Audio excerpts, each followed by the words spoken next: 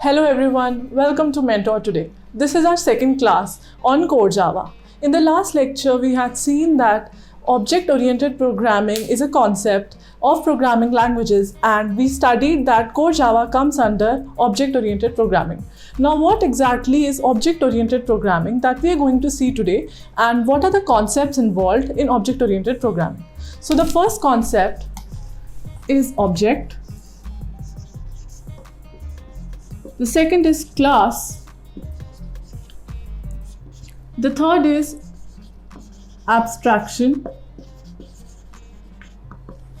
Fourth is encapsulation. Fifth is inheritance.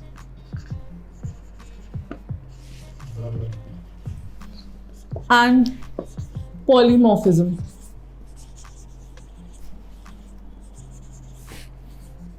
We are going to study each and every concept one by one, and let's see what does these concepts mean. First of all, we'll study object. Now, what is the meaning of an object? Object is real world entity. Now, what does that mean? Real world entity. A real world entity has some characteristics and behavior.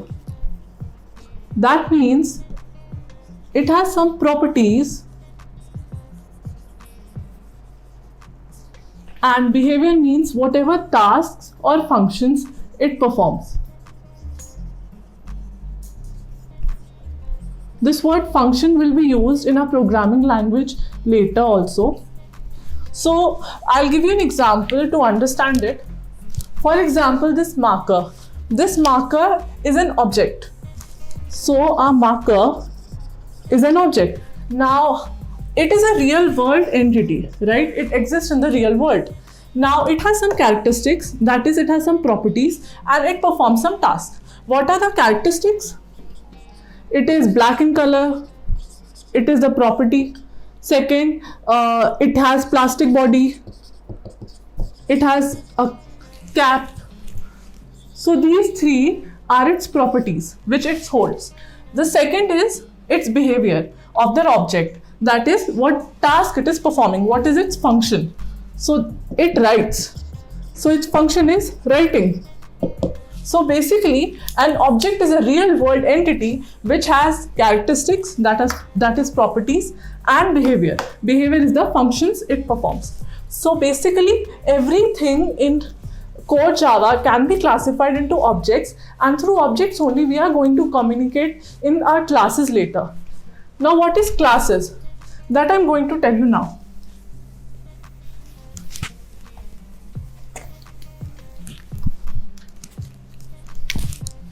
Class, the second OOPS concept.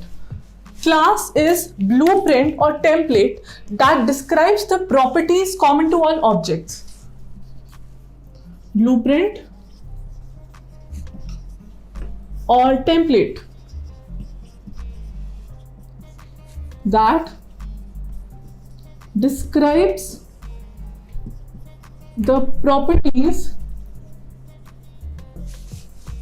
common to all objects. The objects we are talking about, we had discussed it before. So basically, what does that mean? It is a kind of prototype.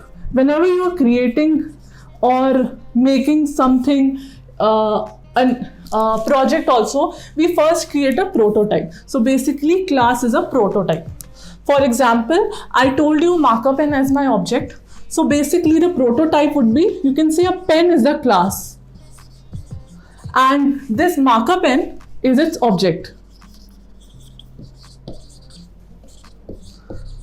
So class is something as a whole and object is taken as its instance. I'll write this word instance. Now, as object also has characteristics and behavior, as I told, class also holds characteristics or property. and this property is common to all the objects. Okay, so I'll differentiate class and object quickly.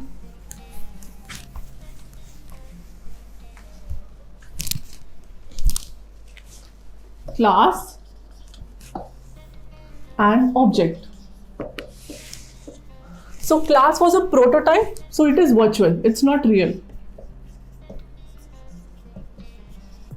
But object, as we defined in the definition, it was real world entity, so it is real. Second thing, class does not occupy a space because it's prototype, so does not occupy any memory or space. But object is a real world entity, so it occupies separate memory. That is, each object occupies separate space or memory. And class is only one. It exists only one because prototype can be only one, but objects can be many. So there can be many objects. And for example, I had already given you example of a pen, or you can say a country. Pen, you can say example of an object relating to pen can be a marker pen. For a country, I can say India. So India is an object. Okay, so this was the basic concept of class and object. How it is used in program, that I'll tell you later after covering all of them. Now we'll move on to our next concept called abstraction.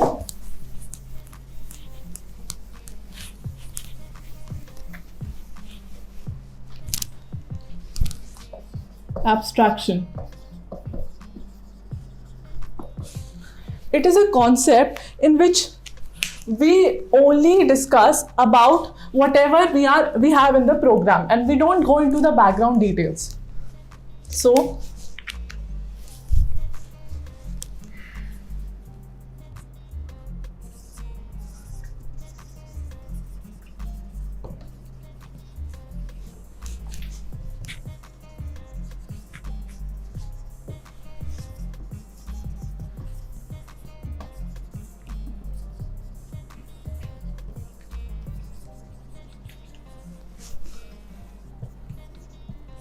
I'll give you an example for abstraction. For example, you downloaded a game on your computer and it has lots of graphics. For example, you downloaded a very popular game and it has people running around, guns.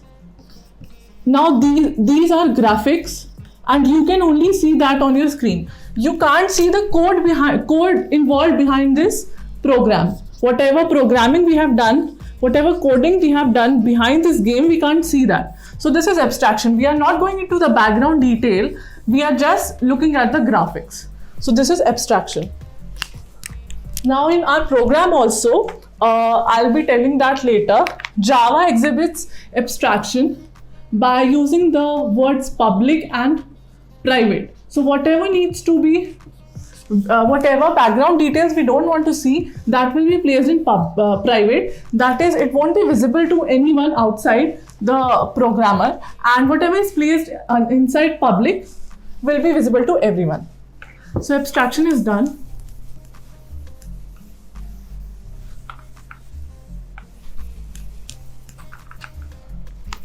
We'll move on to the next concept of encapsulation.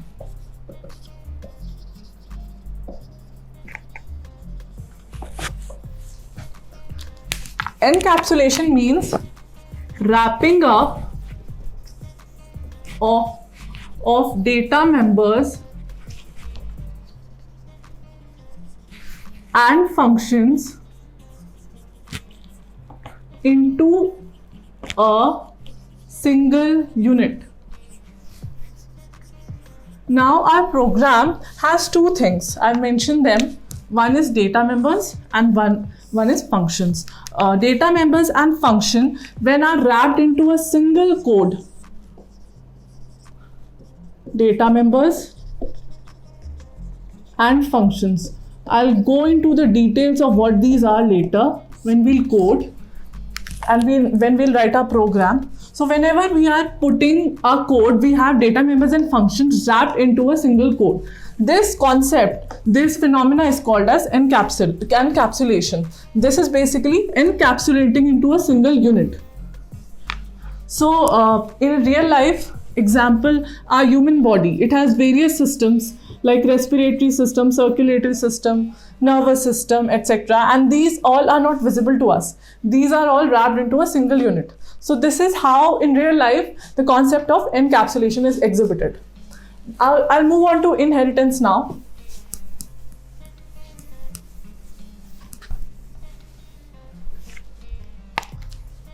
Inheritance. A very important concept in our programming language.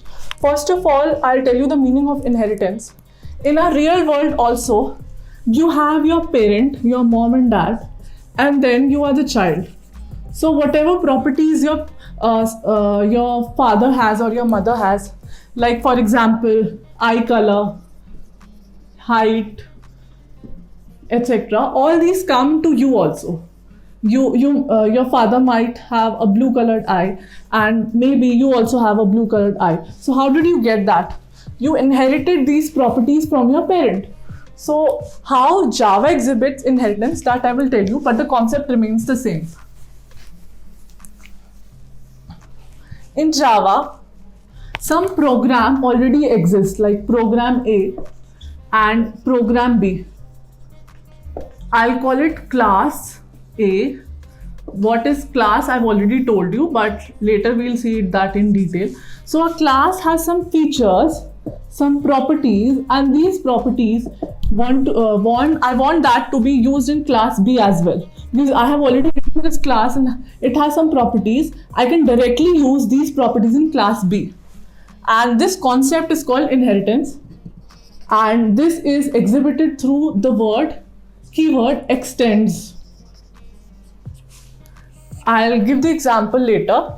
So basically, when you are inheriting some properties of an already existing class to a new class, then that is called inheritance. So suppose this is class X, this is class Y, and it has some properties that I'm going to use in class Y. So this class X becomes our parent class, or you can call it base class, or superclass, and this class which I'm going to use, which will inherit the properties of X, that is child class or subclass. It's also called derived class. This is a very important concept in Java because for class Y, we are using already existing properties of X, and we don't have to write new properties. We don't have to write the properties we are going to have in X again in Y. So we are reusing already available properties. So it's a very good concept. We'll see it later in our program.